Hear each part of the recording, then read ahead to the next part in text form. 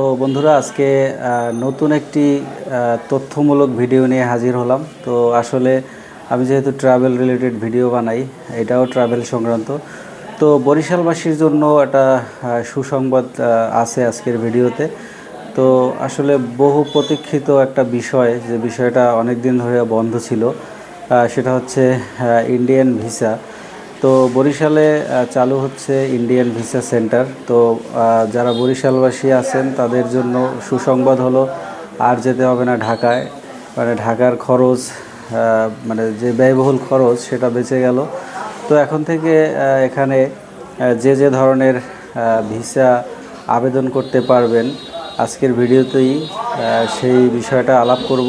ভিডিওতে পুরোটাই পাবেন, কী কী কাগজপত্র প্রয়োজন হবে এবং প্রসিডিওরটা কী, কীভাবে আপনারা জমা দিবেন। তো সব তথ্য জানতে সম্পূর্ণ ভিডিওটা দেখুন। তো প্রথম কথা হচ্ছে যে আগে বরিশালবাসীর ভিসা অ্যাপ্লিকেশনের জন্য ঢাকা যাওয়া লাগতো।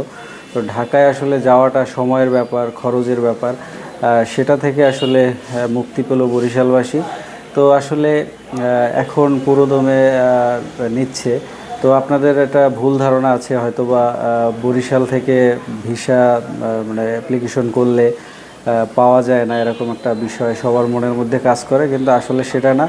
এখন নতুন একটা সিস্টেম চালু হয়েছে, সেটা হলো অটোমেটিকলি আপনার অ্যাপ্লিকেশন করার সময় স্লটটা তৈরি হবে, আর সেই স্লট অনুযায়ী আপনি জমা দিতে পারবেন।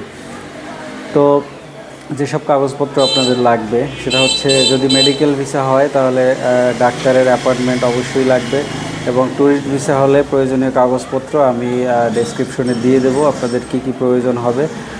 তো এই হচ্ছে আসলে আজকের আপডেট। তো এরকম তথ্যমূলক ভিডিও পেতে আমার চ্যানেলটি সাবস্ক্রাইব করে রাখবেন। যদি ভিডিওটি আপনাদের কাজে আসে তাহলে অবশ্যই। এখন শেষ কথা হচ্ছে, আপনাদের ভিসা অ্যাপ্লিকেশনের জন্য যা করতে হবে সেটা হচ্ছে, প্রয়োজনীয় যে কাগজপত্র লাগবে সেই লিস্টটা আমি আমার ডেসক্রিপশনে দিয়ে দেবো।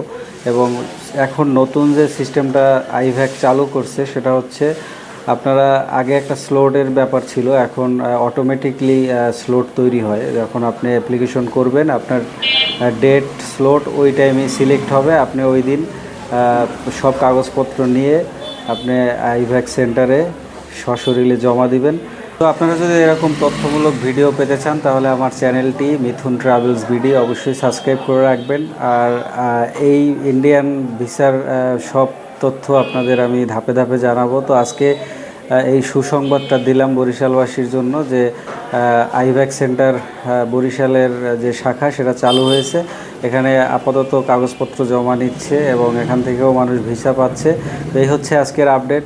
ধন্যবাদ, সবাই ভালো থাকবেন।